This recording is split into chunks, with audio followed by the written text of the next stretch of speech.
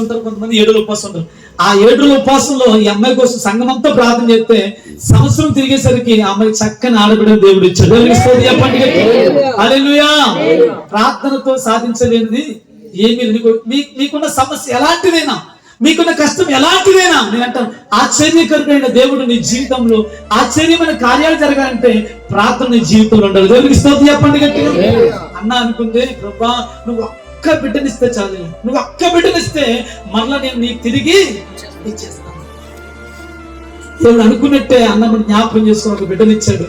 బిడ్డను అల్లాల బుద్ధిగా ప్రేమిస్తా ఉంది, వాడికి అన్ని ముద్రలు తినిపిస్తా ఉంది, చక్కగా చూసుకుంటా ఉంది. పాలు విడిచిన తర్వాత ఇప్పుడు ఎక్కడ తీసుకురావాలి చెప్పండి? మనం తీసుకొస్తాను. చెప్తాను ప్రభా ఇదిగో నాకు ఒక కుమారుడు ఇస్తే నేను తిరిగి నీకు ఇచ్చేస్తాను అన్నట్టు మనం ఇచ్చిన మాట ప్రకారం తిరిగి ఆ కుమారుడు తీసుకొచ్చే దేవుడు మమ్మల్ని అప్పగిస్తే కనికరము కలిగిన దేవుడు మరలా అన్న గర్భాన్ని తెలిస్తే మరలా 3 కుమారులు 2 కుమార్తెలు పుట్టారట. చెప్పడం గట్టిగా హల్లెలూయా. నేనంటాను ఒక కన్నీటి ప్రార్థనకి ఎంతమంది ఉంటారు చెప్పండి? 6 పుట్టారు.